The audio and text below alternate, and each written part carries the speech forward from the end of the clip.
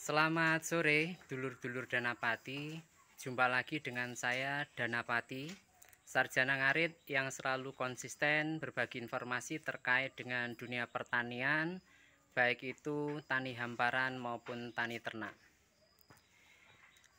Untuk kali ini, kita akan bahas terkait berita yang berseliweran di masyarakat tentang penggunaan ketela pohon sebagai pakan ternak, baik itu kambing, domba, maupun sapi. Yang saat ini ada di masyarakat, beredar informasi bahwasannya ketela itu berbahaya apabila diberikan kepada sapi tanpa ada pengolahan terlebih dahulu. Apakah itu benar?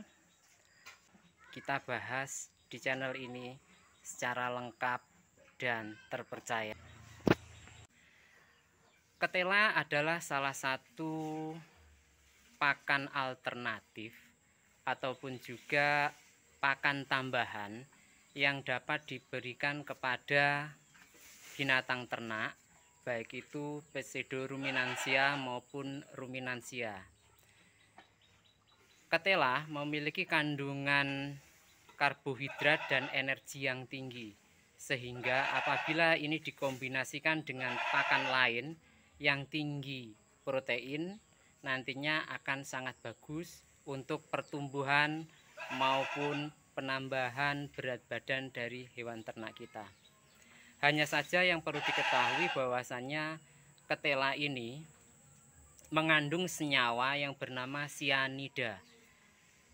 Mungkin masih lama-lama teringat di benak kita beberapa tahun yang lalu ada salah satu kasus pembunuhan yang sangat heboh, bahkan masuk ke hampir semua televisi.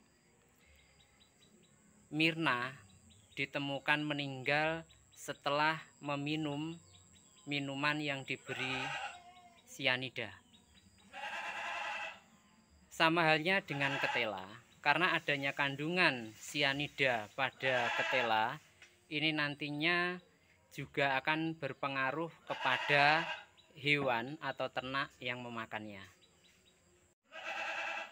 Hanya saja, tidak semua ternak nantinya apabila kita beri ketela, dia akan mengalami keracunan ataupun kembung. Kenapa demikian? Karena jenis ketela maupun daya tahan tubuh dari binatang ternak kita juga akan berpengaruh terhadap kekebalan tubuh dari binatang ternak itu sendiri. Contoh, saya sendiri biasa memberikan ketela ini kepada sapi-sapi yang ada di belakang saya, baik dengan tanpa diolah maupun diolah terlebih dahulu. Hanya saja yang perlu dijadikan sebagai catatan di sini adalah untuk ketela ini apabila diberikan kepada binatang ternak kita tanpa diolah, nanti jangan langsung diberikan dengan kapasitas besar. Jadi diajari dulu sedikit demi sedikit. Agar apa? Agar nantinya jumlah kandungan sianida yang dikonsumsi oleh sapi ini tidak terlalu banyak. Selain itu nanti untuk membiasakan si sapi agar tubuhnya ini terbiasa dengan kandungan zat sianida yang ada di ketela. Itu tujuan utamanya. Selain itu untuk ketela yang saya berikan mentah-mentah atau tanpa diolah adalah dari ketela yang layak konsumsi seperti ketela ketan. Untuk jenis ketela yang berbahaya seperti ketela patak ndruwo, kemudian ketela-ketela lain yang beracun, ini tidak langsung saya berikan, tapi saya olah terlebih dahulu. Untuk mitos lain, apabila setelah nanti diberi makan ketela tanpa diproses, sebaiknya sapi atau binatang ternak lain seperti halnya kelinci, domba ataupun kambing jangan diberi minum, nanti keracunan.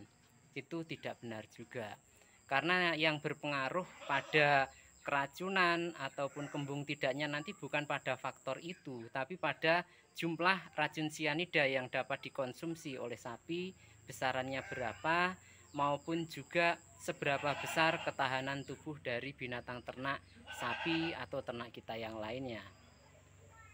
Ada juga yang bilang bahwasannya apabila memberi ketela kepada sapi, jangan beserta daunnya, nanti bisa keracunan.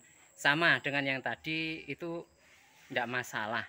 Saya sering ngasihkan daun ketela maupun ketelanya langsung kepada sapi secara bersama. Hanya saja yang perlu menjadi catatan seperti yang tadi saya informasikan, bahwasannya apabila binatang dulur-dulur semua ini belum pernah diberi ketela mentah, dalam artian belum diproses terlebih dahulu, jangan langsung memberi dengan kapasitas besar. Ajari sedikit demi sedikit. Karena apa? Untuk sapi yang akan kita beri ketela ini dulunya pun sama, kita ajari sedikit demi sedikit. Mulai sehari kita kasih separuh ketela sampai akhirnya pernah kita kasih 1 bak ketela pun juga tidak apa-apa, tergantung jumlah ketela yang kita miliki berapa, gitu aja. Baik, untuk seperti yang terlihat saat ini saya sudah sediakan ketela, ini fresh baru kita petik tadi. Ini akan kita berikan langsung kepada sapi tanpa diproses. Untuk yang nanti kita berikan adalah indukan ini, Fitri, kemudian anaknya Pangeran,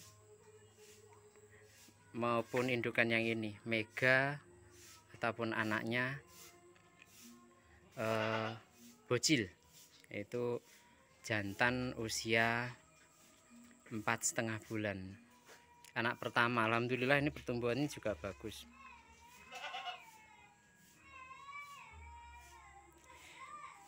Ini mohon maaf, kandangnya memang posisinya masih kotor karena ini belum dibersihkan. Habis ini jadwalnya ngebersihkan kandang setelah konten ini selesai. Karena memang untuk pemberian pakan pada sapi atau ternak yang ada di kandang itu saya lakukan secara terjadwal. Jamnya tetap tidak berubah. Termasuk juga dengan memandikannya beserta untuk membersihkan kandangnya.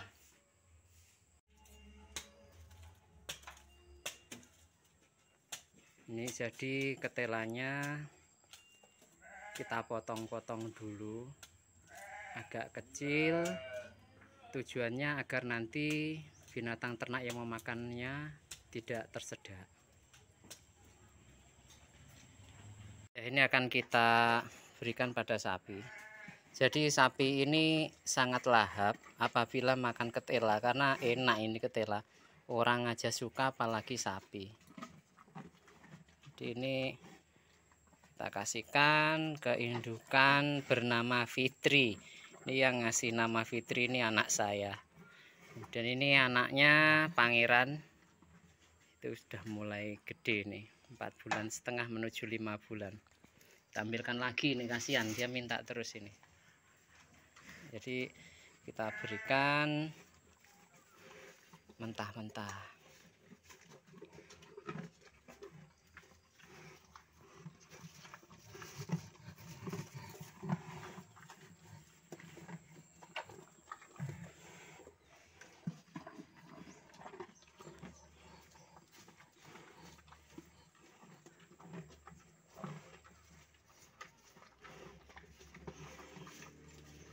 Bagaimana kalau ketela ini kita campurkan pada air? Coba kita lihat.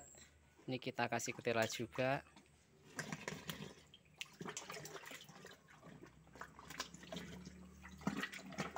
Dia juga sangat lahap. Saya terbiasa ngasih ketela, bahkan saya beli ketela itu kemarin sampai 1/2 ton. Yang terakhir 1 ton. Ini memang saya gunakan sebagai pakan sapi, terutama pedetan. Ada yang saya proses, ada yang tidak saya proses, tergantung dari waktu, dalam artian punya waktu luang atau tidak, karena memang binatang yang ada di kandang ini cukup banyak sehingga waktunya harus dibagi-bagi. Ya, ini kita coba pada indukan yang lainnya. Indukan ini sama anak saya diberi nama Mega, dia juga sudah terbiasa makan ketela, sehingga saya sudah tidak khawatir lagi apabila memberikan ketela pada sapi-sapi yang ada di kandang, karena memang mereka sudah terbiasa. Ini kita akan taburkan tepung ketela ini di air. Kalau saya biasanya seperti ini, jadi mereka makan itu ya sambil minum. Keuntungannya apa? Keuntungannya adalah pakan ternaknya, hijauan atau comborannya sedikit berkurang karena dia minumnya banyak. Ya kan lahap sekali, nanti sampai habis.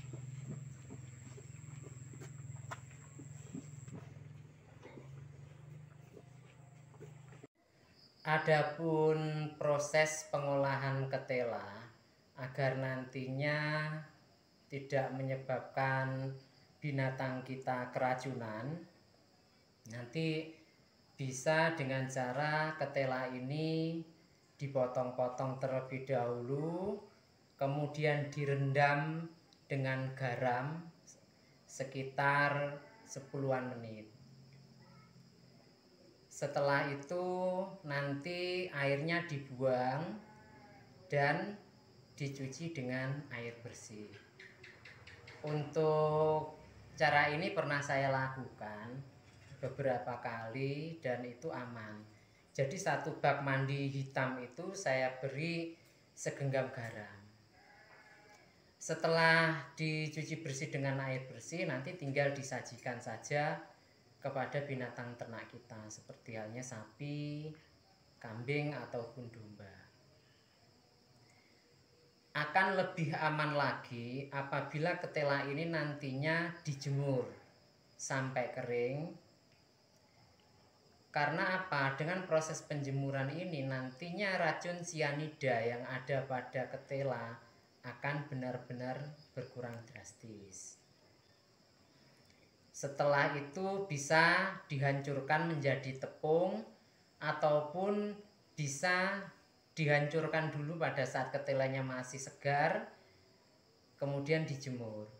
Hanya saja saran saya, berdasarkan pengalaman, apabila ini ketelanya hanya kita potong kemudian kita jemur lalu kita tepungkan, ini agak berat. Maksudnya debunya ini nanti banyak sekali, kemudian ketelanya sudah keras.